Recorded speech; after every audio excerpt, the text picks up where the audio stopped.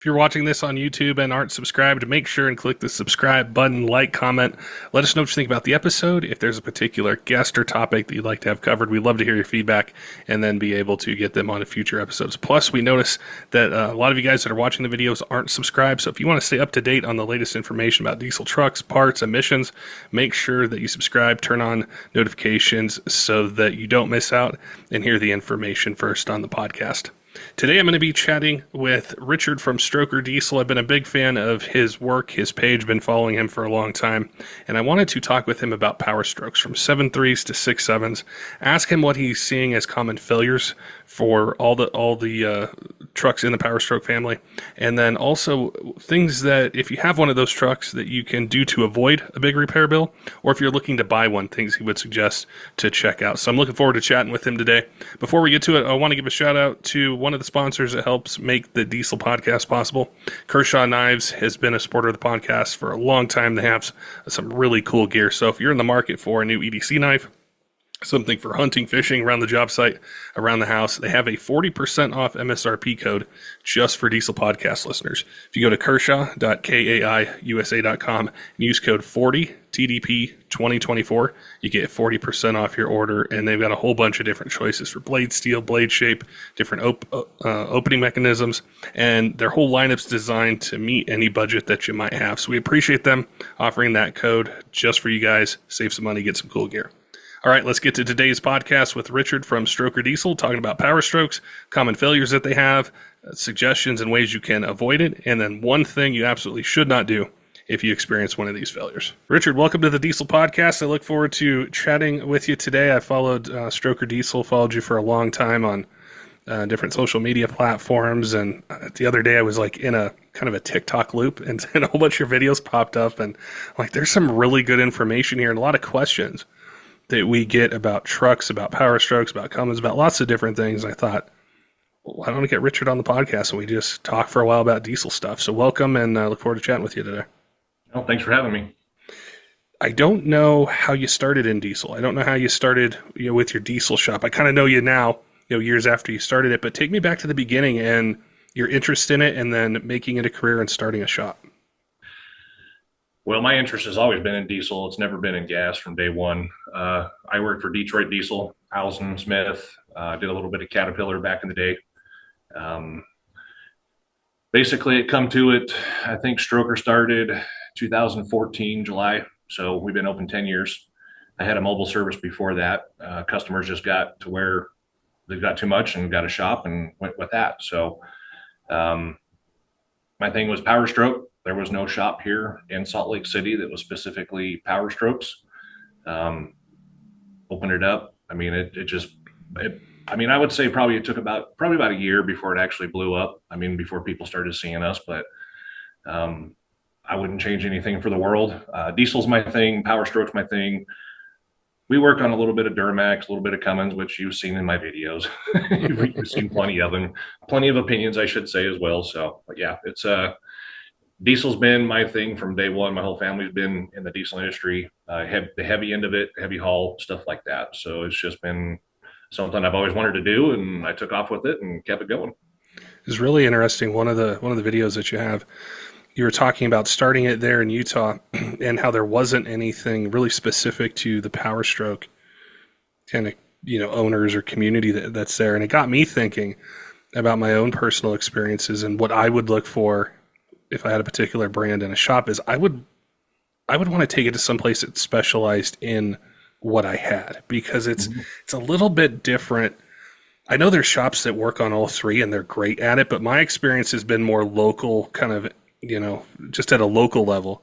And so if I had a Powerstroke, I'd want to take it to some, to someone who specialized in that, or if I had a Cummins or Duramax or whatever it might be. So I thought it was really interesting that the way that you built your business that way. And it's because we get a lot of questions from younger people where they want to work in this industry. They're mechanics. They want to do this, and they ask me, which I'm not the right person to ask because I don't own a shop, but they'll say, well, how do you start a shop, or how do you get it going? So I was really interested in how you saw a gap in the market and combined it with your passion, what you like, the brand that you like, and were able to really kind of solidify your brand locally. Was it something that was really Was it hard to do? Was it easy? Did it just take a little bit of time and then the word got out and then the Powerstroke truck owners kind of flocked to you, or how did that shake out? I wouldn't say flock to me. Let's put it that way. It was hard. I mean, when I first opened this business up, I want to say it was off Facebook. I built Stroker Diesel off Facebook. I didn't pay for any ads. It was straight customer to customer relations. Somebody had a question, I answered it, just like any other shop does. But it was my my Facebook when I was advertising was from 8 o'clock at night until 1 o'clock in the morning, maybe 2 o'clock in the morning. That's basically what I would talk to the most customers. When it started, there was no one specific shop that was specifically Powerstroke or Cummins or Duramax in the Valley. Like you said, they did all three. That's when I took it, jumped with it, and continued with it. Once people understood that we were just specifically Powerstrokes, about a year into it, I want to say year and a half is when it actually started to actually take off. I think a lot of customers see that having just one specific brand instead of working on Ford, Chevy, Dodge, Nissan, Yeah. Caterpillar, everything under the sun, it makes them a lot more confident. I wouldn't say, I mean, customers are confident in the shop or they wouldn't be taking it to whoever they're taking it to, but being one specific brand, it does help. And it does help, and it has helped quite a bit in the past. Do you see a lot of, is it pretty varied with the types of Power Stroke customers that you see, like 7.3, 6 liter, 6.4, 6.7, or has it kind of shifted over the years, or do you get like a steady stream of really all the Power Stroke year ranges, that are guys that are bringing their trucks to you? Obviously, it's hit or miss. Like 3 or 4 months, we work on nothing but 7.3s. 2 months, we work on nothing but 6.7s. I mean, I don't know what it is or what controls that, but I mean, we work on every Power Stroke under the sun. Lately, we've been working on a lot of 6.7s, a lot of emission stuff. I want to say 7.3s. We just barely got a couple in, and we haven't touched a 7.3 in probably a couple months. I want to say 6.0s all day long. You know the story on that. Everybody likes them. Everybody hates them. Take it for what it is. A lot of the customers I want to say right now are more 6.7 Power Strokes that are coming in than any other brand. I don't hardly see 6.4s at all. By the time a 6.4 comes in, it's already catastrophic, and customers see the bill and they choose to go trade it in. So I can't remember the last time. I think it's probably been a year since I've touched a 6.4 Wow. here in this valley, close to that. So yeah. With the 6.7s, is it mostly fuel system related, like the CP4 having an issue, fuel contamination, or what are you seeing on the newer trucks? DPFs, just the exhaust system, temp sensors, NOx sensors. That's what it's been lately. We've done 3 DPFs this week here on a 6.7 Power Stroke, but the problem with that is customers have an issue and they keep driving it and they don't get the issue fixed. So a $300 sensor costs $5,000 down the road. It's interesting you mentioned that. I just had a podcast with an engine remanufacturer, and he was talking about that with core engines. How somebody will have an issue on their engine, and they don't stop and get it towed. They keep driving it, keep pushing it, and it wipes out the core. So it's interesting to hear you mention that as well with some of the emission system issues on trucks, and just not saying, hey, I'm going to take it in, get it looked at. I could still make it a couple hundred miles, and how that can lead to a bigger repair bill. Yeah. I mean, we've had a few turbos go out and take the DPFs out, but that's few and far between. It's just more of the sensors or something going bad in that system, and they just keep driving it. I'm sure there's a lot of variation with that issue, but would you say it's more so trucks that are doing stop and go traffic kind of back and forth versus the truck that's being, hauling, towing every day, being worked hard, hot shotting? Is it more the kind of daily commuter that's having the issue? Yep. I have more emissions problems on lower mile vehicles than I do 200,000 plus mile trucks. I got 2 in here right now that's 78K and below that both of them needed a DPF. Wow. Is there anything that they can do to avoid that, or is it just you just got to drive the truck more and work it hard? And I tell my customers, don't baby them, but don't beat them. I mean, don't just drive to 7-Eleven or the Smiths or the grocery store and turn them off, because they're not meant for 5-mile trips. They're meant to be driven long miles, especially people that tow a lot. I tell them to let it cool off, a minute or two before they shut it off, let everything come back down. That way, that stuff's not sitting there cooking or baking. I think that's been from kind of our perspective and the questions we get from listeners is I'm finding a lot more people, specifically in the Ford camp, is they're wanting to hear more about 7.3s, 6 liters as well. That's always been like a strong kind of content request that we get.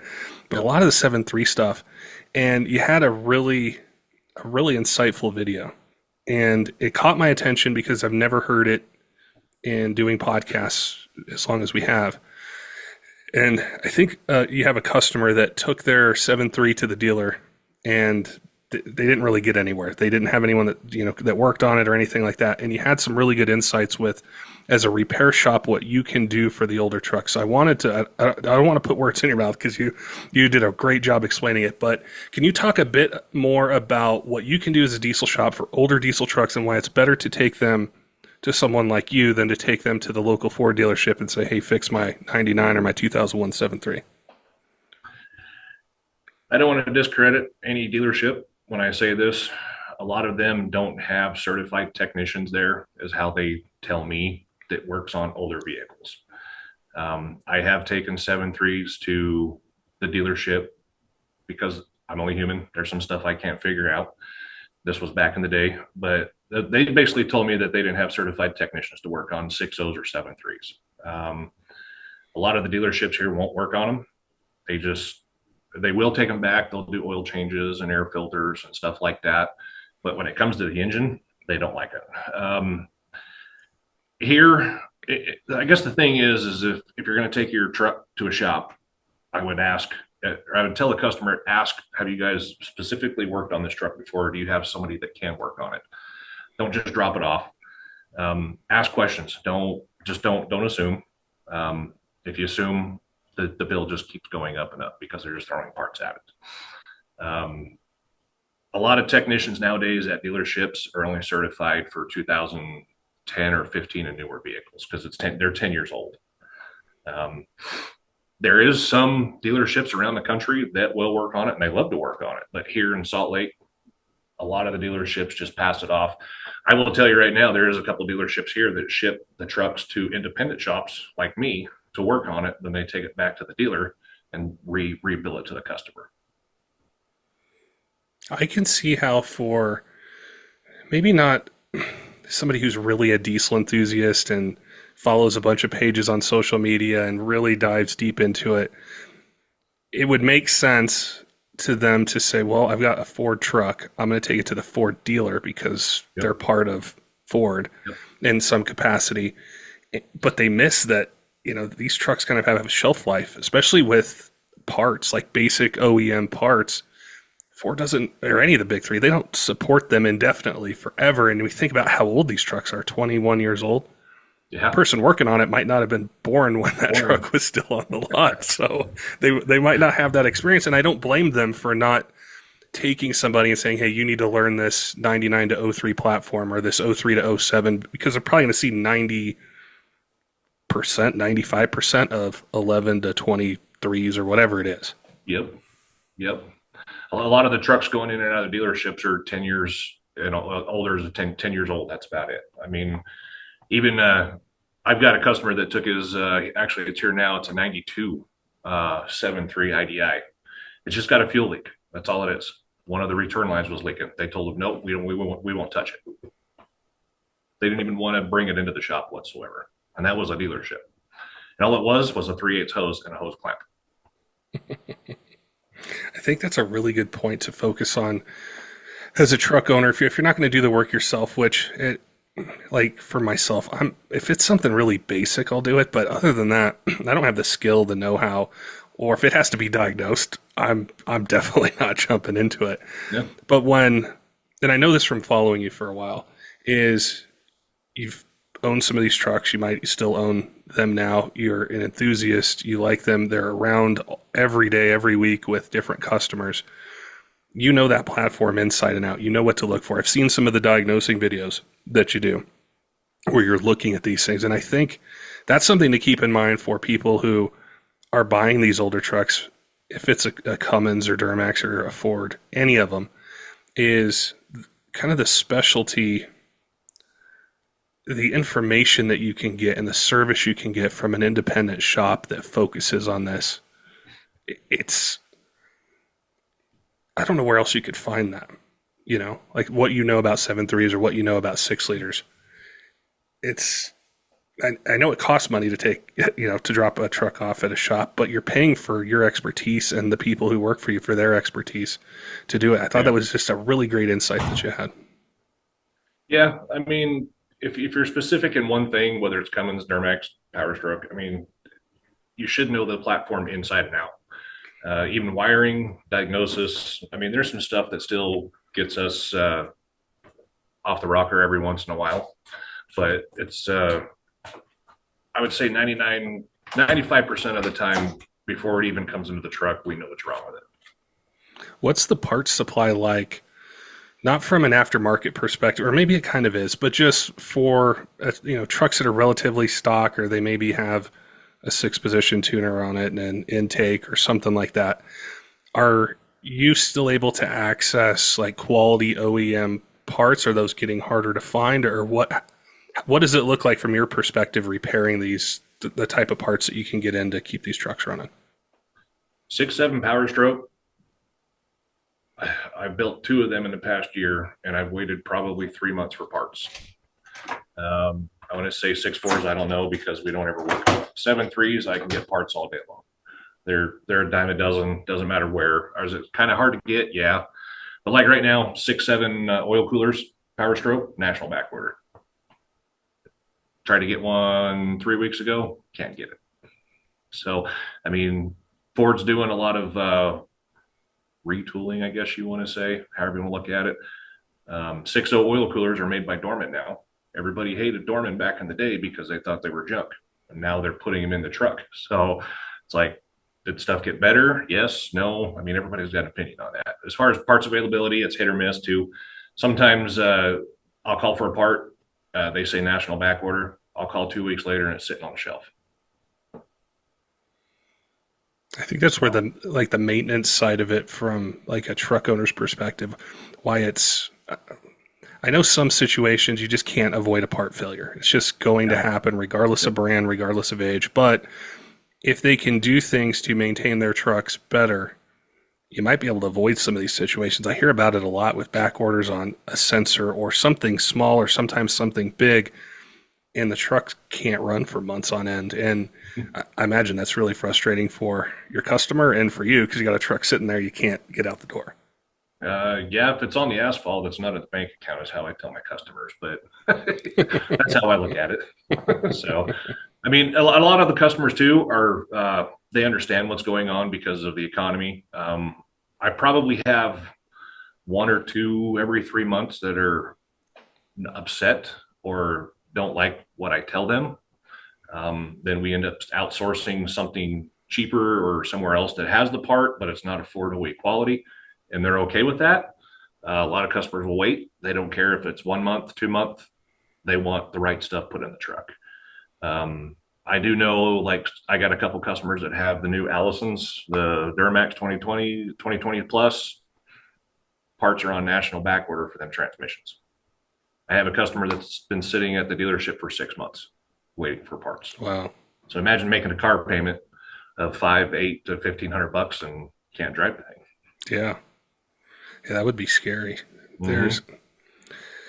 I know this is going to be a loaded question, but I'm thinking of listeners who are tuning in, and say if we exclude newer trucks, so one's 5 years old or newer, and they're looking for something, 2011 to 2017 or 2018, or they're looking even farther back. I know one of the questions they ask is, okay, make sure you ask Richard, because he's a diesel shop owner, which one has the least amount of problems, or if they do have issues, which one kind of has the least amount of expense or exposure that I'm going to find.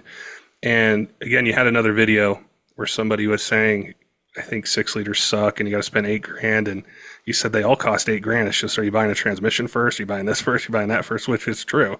It's 100% true. But when you look at the, 7.3s, well, to 6.7s, is there one that you would say is more reliable and has, say, less overall cost if you do need a repair, that you would direct, somebody who doesn't have one of these trucks and say, hey, look at this year range. This one probably more than likely will serve you well. And if you have issues, we can get parts for it. We can service it. It's not going to be a big deal. I mean, if you want something that's going to last long, obviously 7.3. I mean, their parts are cheap. You can get them anywhere. I mean, they're nowhere near what the cost of the new vehicles or 6.4s or 6.7s. If that's what you want to do, where you don't have to put any money into it except for an oil change, I'd say 7.3 all day long. 6.0s are really, really good engines. I know you have to put some money into it, just like any other vehicle. I've got customers with 300,000 miles on it. I've never done a thing to the truck. A couple injectors, air cleaner, oil change, so it's hit or miss when it comes to that. I think it really comes to maintenance and the customers that are actually doing the work to their trucks. You get people that say, I do 10,000 mile oil changes, or I get 15,000 mile oil changes, or, I keep driving on it because I don't have the money to repair it. But in the end of the day, 7.3 is probably going to be the one that you could drive daily and not have any issues with. Now there's the 12 valve. You know how that goes. Everybody thinks it's weight in gold. I mean, but it has just the same amount of horsepower as a 7.3 does back in the day. So inline 6, V8, I mean, you put fuel, one sensor, it's good to go. Do they last forever? Yeah, anything lasts forever as long as you're actually doing the maintenance to the vehicle. 6.0s, when I first got into doing work with the 6.0s, it took me a little while to get comfortable with it, but once you understand it, I mean, I've owned I don't know how many, probably 7 or 8 of them in the past 10 years. So, I mean, I've also owned 7.3s. I've probably put just about as much money in my '02 Excursion I had 7.3 as I did my '04 6.0 at the end of the day when I went from receipt to receipt.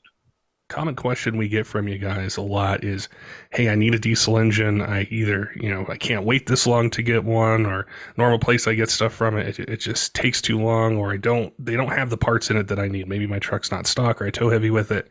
I don't want to go back with just a stock engine. DFC Diesel is a sponsor of the podcast. We worked with them, hand in hand on doing episodes, answering technical questions. They have a complete lineup of Cummins, Duramax, and Powerstroke remanufactured engines that are set to a standard of ISO 9001 2015 standards, which is a huge deal in the aftermarket. And there's certain levels of quality testing, validation that are required for that. So when you get one of those engines, the type of quality that's built behind it with an industry-leading warranty that's really comprehensive. And the other thing with that is, sometimes the options that are out there, it's a basic OEM engine. You want a little bit more. You don't want to have the same failure again. So there's a bunch of different series of engines that they have, from core, street, tow haul, and also the Speed of Air series, which we've covered on the podcast before. There's a lot of really cool benefits to it. And if you have questions about that, reach out to them. If you don't know the type of engine that you're looking for, if you go to dfcdiesel.com, there's a ton of info there. You can send an email or you can reach out to them. Also, they're working with Speed of Air pistons, which it's the only piston that pays for itself. And there's a lot of really cool technology behind it. So you can add that into your build and be able to get better fuel economy, increase power, increase torque, and better engine life out of it. Some of the most common engine applications or series of engines that they have with that lead time, a lot of them are in stock or they have really short lead times. So you can check your favorite retailer or go to dfcdiesel.com, check them out, see what's in stock, see what you can get. If you have questions, maybe you want to do something that's outside of the normal series of engines, they have tons of choices for rods, cranks, pistons, valve train upgrades, tons of different things. So if you're in the market, definitely make sure and head on over and check them out.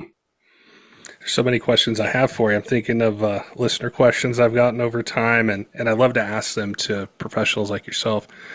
If somebody's going to get a 6-liter, say it's a low mileage one, I've actually been seeing them pop up around me for sale, like things at 60, 70,000 miles, leather seats, there's no tears in them or anything, and they're just popping up. And I thought, for the price they're asking, it's a pretty good deal in 2024. What would be some things you would suggest to, say, a 6-liter? It's not having any issues currently. It's got lower type mileage, just to try to ensure that it is reliable, long long term, or things they should look at doing to be able to give them the best chance at low maintenance costs? Low maintenance costs, I'd say make sure that you're going to be doing your oil changes every 5,000 miles minimum.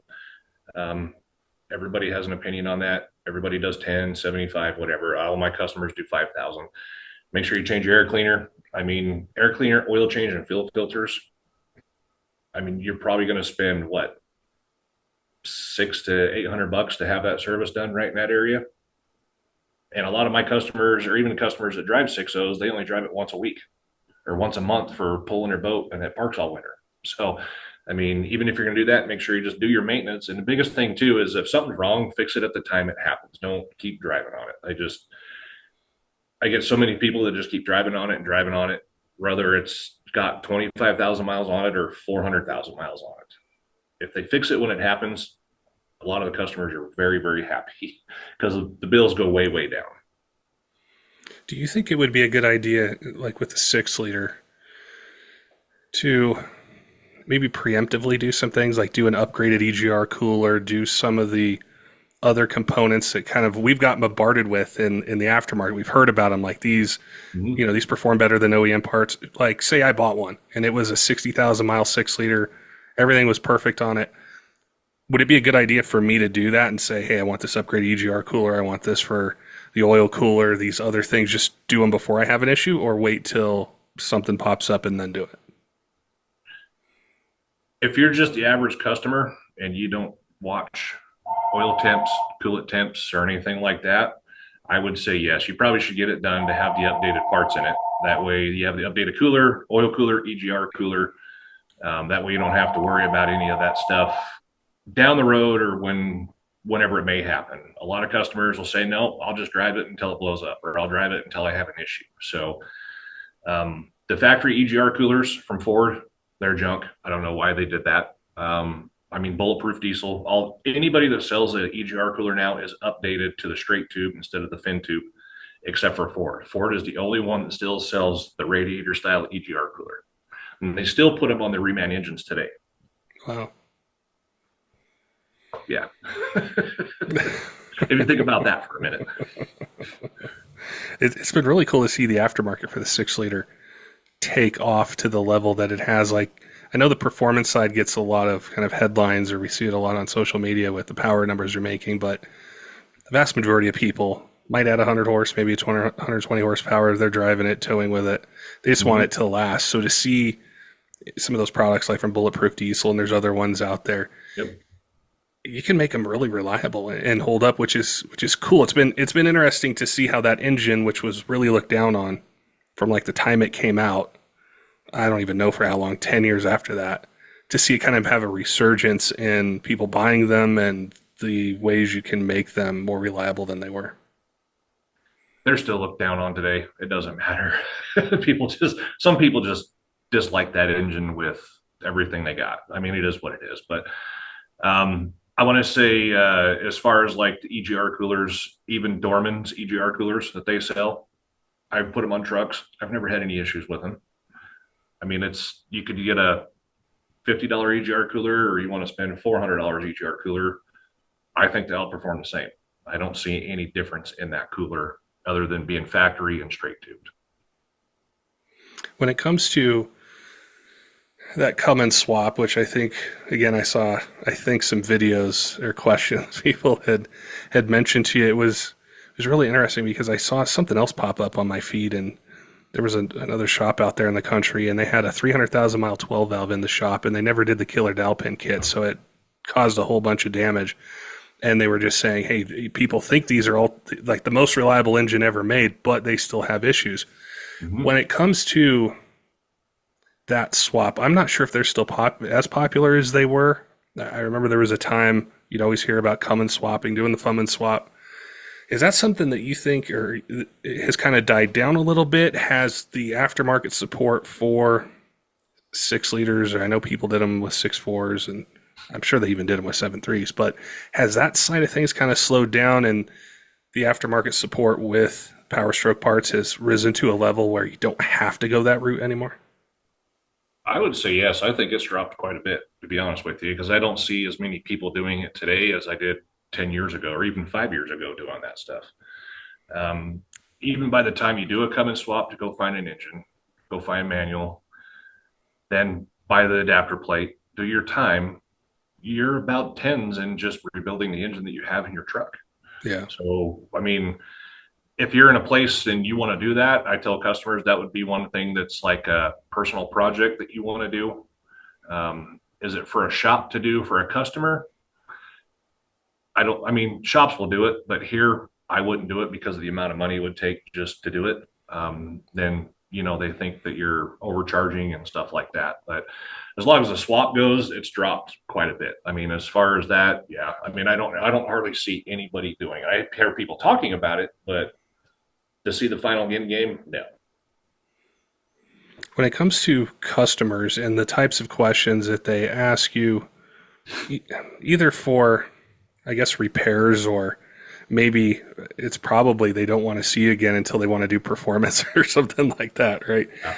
Is there any advice that you would give to somebody of the right questions to ask when they go into a diesel shop or they're searching for one to help them find a place that kind of specializes in their truck, or they have an issue? Should they ask you certain things to make the process smoother or maybe even quicker? If there's something here that a customer wants to do and we can't do it, I do refer them to a shop that I know can take care of them, or give them a couple shops to choose from, and they can pick and choose from there. A lot of the swaps like that I don't do here because it's very time consuming, taken away from the daily activities. If that was the case, I'd have to have another bay, one guy or two guys committed to that. I refer customers to other shops all the time. I mean, it's not just bring it. I do everything. There's some stuff that I just don't have time to do, and other shops like that type of stuff. I mean, here we do, I like the stuff that other shops can't fix or figure out as far as diagnosis. That's what we really like to do here. Because, I mean, customers have been at 4 or 5, whatever shops, and, sometimes we're in at 20 minutes or 2 hours and it's fixed. They're like, well, why couldn't they do that? I have no idea because I am not part of that shop. Yeah, we refer customers to other shops around here. I mean, I think there's some aftermarket companies, and we got some bigger diesel companies like myself here as well. So the diagnosis part is it's really interesting to me, because sometimes I'll see comments on one of our YouTube videos, or I'll see it on another page, and it's somebody that has this problem truck. And they'll say, I've taken it 3 places. This is what's going on. Nobody knows, what it can be. And when I just read it from the outside looking in, I'm like, this looks like a nightmare. I wouldn't even know where to start. It seems so confusing. Yep. How do you approach that? Because there's not many places and shop owners I've talked to where they enjoy it. They look for it. They want to do that. You're the first one that's mentioned it to me. So how do you approach those problem trucks and figuring out what others either didn't have the expertise or just didn't figure out, or it's just, it's frustrating the customer? First conversation is, this is per hour. That's not quoted. They got to make sure that they understand that. I can't just go out and say book time is 4 hours for 5 shops messing up something. That all the customers I talk to understand that, hey, if I'm in this 4 hours, that's what you're going to pay. Then the next thing is to make sure I get the story. Whether it's a 10-minute story or 30-minute story, I've got to know where they did, what happened, what paperwork, all that type of stuff. My guys here are very good at diagnosing and trying to figure out what's going on and what's happening. A lot of times we can get into it fairly quick, and a lot of times we're just like, what were they thinking, or why did they even do this? It's mind-blowing sometimes, of like, why did they take this wire and put it with this wire when it has nothing to do with that circuit? So it's just, sometimes people just jumping in and hoping it fixes it, and it doesn't. Is it harder on the newer trucks with all the systems that they have, all the electronics, all the fail-safes that are built into it? And the reason I ask that is, years ago, I was talking with somebody in the industry, and they were talking about the future and the success of diesel shops being able to diagnose, especially on the newer trucks with all the things that they have on them. Is that something that you and your team learned by dealing with the new trucks, or have you always been focused? Even if we're going back to 7.3s and 6 liters and, those older trucks, how did it come about? I mean, as far as the older trucks, yeah, they're a lot easier to do, less complicated. I mean, you got a 7.3 with an IDM and a PCM. Whoop-de-doo. You've got a 6.7 Powerstroke with 15 different computers on it. You know what I mean? And if one thing's not talking to one thing, it's not talking to the other thing, but it's got an issue clear over here, you got to know which wiring diagram, which direction to go when you're trying to diagnose that, so you know what you're doing or what direction to go. Because if not, you're just hunting stuff that's not there or putting you in the wrong direction and making the bill go up. Yeah. Yeah. I think we were chatting a little bit before the podcast, and I was talking about, if I was looking at new trucks, I've really kind of honed in on the 6.7 Powerstroke, even though I'm a Cummins guy. Still, I love how the Fords look. I love the 10-speed auto. I love a lot about that truck. The one part of it that, this is true, I guess, with the Duramax as well, but I worry about the injection pump. I worry about that repair bill that's going to come when I need 8 new injectors and injection pump and labor and all that kind of stuff. Are there things that people can do who own those trucks to try to avoid it, or is the solution to like jump right into the DCR pump from S&S, just to get rid of the CP4, put that one in there? What's your opinion on trying to avoid a CP4 issue on one of these 6.7 Powerstrokes? There's a shop that I follow in Texas, and I'll say kind of what he said. It's not the pump that fails, it's the fuel that you put in it, the contamination. I don't think there's a fuel station that's 100% on their fuel. Biggest thing is changing fuel filters and making sure you have no water, especially in the winter. If you have to run an additive to help absorb some of the water or change your fuel filters more commonly or more routine, that's what you need to do. I mean, the pump doesn't fail because the pump fails. It's what the pump is receiving that makes it fail. What are the recommendations you give for fuel treatment? Fuel treatment, we use Arch Oil or OptiLube. OptiLube is local here in Salt Lake City. They're a good product. I've had customers using OptiLube and Arch Oil, and I've torn down some of the engines because they've had problems that they just want to fix. And as far as like the exhaust, the valves, the unison rings and stuff like that, the people that use that, I see better quality and being able to reuse parts than people that don't use that. Everybody has an opinion on fuel additive. I mean, it's just like oils.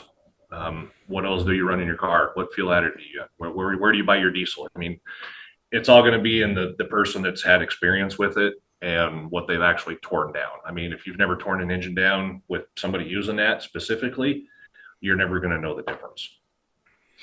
Yeah, well, even just the principle of it, because I do know that oil and fuel additives is a really highly debated topic with which brand and which thing and all that kind of stuff. But it's the principle that's really important is what are you doing, to address it? And I think also probably what you recommend to your customers is use it year round, not just at certain times or, certain seasons or something like that. Really like stay committed and use it all the time. Yeah. I mean, it's just like the same oil. You get customers that use the same oil no matter what, the same filter no matter what. But the fuel additives, if you're only using it 1 tank per month and you're using 10 tanks a month, I mean, that's not going to help anything. Do you see many, if really any, failures on the 10-speed Ford transmission? Not in my area, no. I'll be honest with you. I think we've only messed with one so far on the transmission side, and that's just at my shop. I mean, I see other shops across the country working on them and griping about them, but here I've only worked on one. That's one of the big allures as a Cummins owner and fan is I always got accustomed to, well, that transmission is going to go pretty soon, so you got to set some money aside to build it. And I always loved how I think Ford they overbuilt them from the factory. They were always rated for a good bit more power than what the engines were making stock. And then we've seen in the aftermarket, they can hold a good amount of power. So that's always been something that really kind of pulled me in was I just don't want to deal with buying a transmission. Like it's fun when you want to do it because you're doing a build, but when you have to do it, it's not a fun process. Yeah. I would say I still see more Dodge transmissions going down than any other. I'd still say probably more than Allison, to be honest with you. Yeah. That's, you think after so many years they would get that right and actually make a decent trans from the factory without Yeah. having to pull it and build it. Yep. Yeah, I guess there's a new one coming out, some 8-speed. I haven't seen like official press releases yet, but I know it's been circulating for quite a while on the Ram trucks. But you never know till they're out there for a while, and people get their hands on them and stuff. But yeah, that's something that has always appealed to me about the Ford trucks. Is just the stoutness of the transmission and everything. And I know that like we're covering 20 years of different Powerstroke engines, and there's so many different directions we can go, and people have a lot of specific questions. You do an excellent job. I love your diagnosing videos. Like you were showing something I was watching, I think it was a 6-liter maybe, and you were showing us how you diagnose this issue with it. If people want to check out these videos, they want to ask you questions, maybe they're local to you in Salt Lake or the surrounding areas, and they want to stop by, how can people find you on social media, jump on your website, give you guys a call? The website is strokerdiesel.com. Phone number is 801-973-3842. TikTok, YouTube, Instagram, Facebook is Stroker Diesel. It's every one of them is the business name, plain and simple. So Google Maps, same thing, Stroker Diesel. We got quite a following on TikTok. We were building up the YouTube channel. I think I need to get back on that a little bit, but my main thing is Facebook and TikTok right now. I really love the videos. They're really informative, and there's a lot I learn. Like I don't own one of these trucks, but I've learned, just by watching them, every day I'm scrolling through and I stop and I see, and I love how you give it real. Like there's no dancing around the topic. It's right to the point, and they're live videos, and I don't, that way people can't say, well, you were over here doing this and it's Photoshop better. No, they're live and recorded right off TikTok. So, there's some stuff we do that customers don't like because they think they can do it faster and better, and that's great. Everybody has their way of doing it, especially diagnosis or replacing parts or way of trying to figure something out. So, there is a lot of opinionated people on TikTok. Yeah. And honestly, I love it. I wouldn't change it for the world. That's what it is. So, well, I love, like I said, I love that that statement you had about older shops, or not older shops, but older trucks, and as it relates to diesel shops, independent repair shops like yourself. And I think that's going to be something we see more in the future with this trend that has been happening for a while of people picking up a second truck or sometimes selling what they have and getting an older one. Is where are you going to take it to have it serviced? Because that dealership might not be the best place to do it for something that's 20 years old or 15 years old. They might not have that specialty, which someone like yourself does. So that was an excellent point. I appreciate you chatting with me today, dropping some Powerstroke knowledge on me. And look forward to, maybe chatting with you in the future and talking maybe something really specific about a Powerstroke range, or maybe there's something you want to talk about where you just wish people knew more about. Something with a 7.3 or 6.7 or 6.0, whatever it might be. You're always more than welcome to come back on, and I appreciate your time today. Yeah, not a problem. Thanks for having me on. I really appreciate it very much. And thanks for following the page. Don't forget, diesel fans, make sure and head on over to kershaw.kaiusa.com.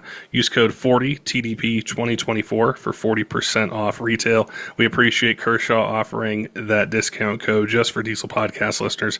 They had a whole bunch of different choices for different blade steel, blade shape, handle designs, different opening mechanisms. So if you're looking for an EDC knife or something for hunting, fishing, around the job site, around the house, they've got you covered with a bunch of different options. And they also, their whole lineup's designed to meet any budget that you might have. So if you're in the market, use code 40 TDP 2024, save some money and get some really cool gear. Also want to give a shout out to some of our Patreon supporters, Tyler Loewen of 23 Diesel, CUTTERUP Rob, J Cole, all of our other Patreon supporters, all of you who subscribe on YouTube and podcast apps, follow us on social media. We appreciate all your support here in year 8 of the Diesel Podcast and look forward to bringing you more of the content that you want to hear in 2024. Till next time, keep the shiny side up.